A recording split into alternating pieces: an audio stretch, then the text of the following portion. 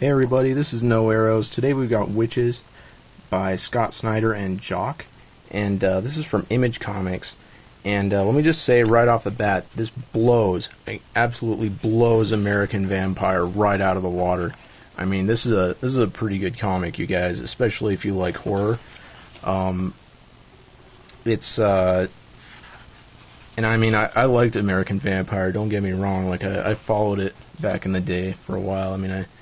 This is a whole different level.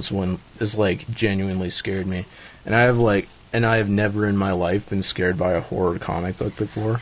Like I mean, genuinely, it's never happened to me, and I haven't read every horror comic ever written or anything, but like this one did it for me. I've broken my fear hymen, and now I'm scared by a comic book. It's about this. It's about these, as the title suggests, it's about witches, but they're not like your daddy's witches. They're very like feral creatures that live in the woods, and they're all creepy looking, and they have eyes. Both of their eyes are on the same side of their head. Is that one of them? Yeah, that looks like a witch. Well, that's not a very creepy one. There's creepier ones still to come. And there's this girl named Sailor who she had like a dealing with them in the past where like a bully of hers got taken by them, and she saw them, take the girl. And so now she's like, and she has like these kind of emotional problems, and she has like panic attacks and stuff. And they moved after that happened because she was kind of rumored to be responsible for the girl's disappearance. And now they're in this new town, her and her dad and her wheelchair-bound mom. And but their troubles aren't behind them, because now there's witches coming after her. And it's just and there's more to it than that, but I just don't want to give it away, because I mean it's a thrill ride. I had quite an experience reading this comic. It's just well written. It's the pacing is just spot on. It builds things up. It reveals mysteries when it needs to, but it keeps things a secret when it really needs to, and that's like the most important thing in horror, is you have to keep the unknowns unknown, because that's what really freaks the reader out, at least in my experience, or the viewer for that instance, if we're talking about movies. But Snyder does a bang-up job here. I don't remember seeing anything of this quality in American Vampire back when I was reading that. And you instantly love the dad, you love Sailor, you love the mom. He just brings out their personalities just effortlessly. It's so tight. And moving on to Jock's art, it's very good. Like it has like this interesting style. I'm gonna stop speed flipping through the pages here so you can look at it, where it like has this overlay of these paint spatter patterns.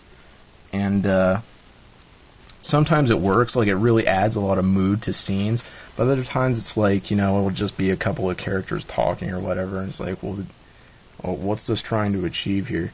Here's a skull of one of the witches. Like you can see the eye sockets, both on the same side here. And don't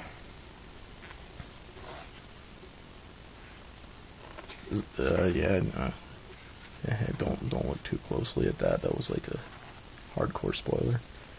And there's the mom. And the plot kind of flips back and forth between the present and the past. So you like get as the current day story's unfolding, you get glimpses into the past story that led up to how they got here. And that's well done too. Every scene, feels like you learn a bit more about who these characters are and why they do what they do. This is a tree that the witches live in. Right? They have like a burrow underneath it. They're like, I guess they're kind of subterranean critters. And I guess it's not a huge spoiler to say that. No, it is a spoiler. I'm not gonna say it, you guys. You guys just gotta read it. You gotta read it. I'm sorry. It's too good. It's too good for me to explain. You're just gonna have to take my word for it, although I did kind of explain some things. Like, see here, they're just kind of standing around, and you've got, like, paint spatter. Like, it seems like, it feels like the paint's supposed to, like, add mood. Like, here you got this really gritty, sweet scene with, like, you know, it's really powerful, some badass stuff is happening. And, you know, and it seems like the paint adds grit to it, but then you've got these other scenes where it's like, well, they're just talking, like, what's it for, what's it doing here? Like, is this supposed to be a gritty scene now? Like, I don't get it. Maybe I'm just overthinking it. Maybe it's just like a filter.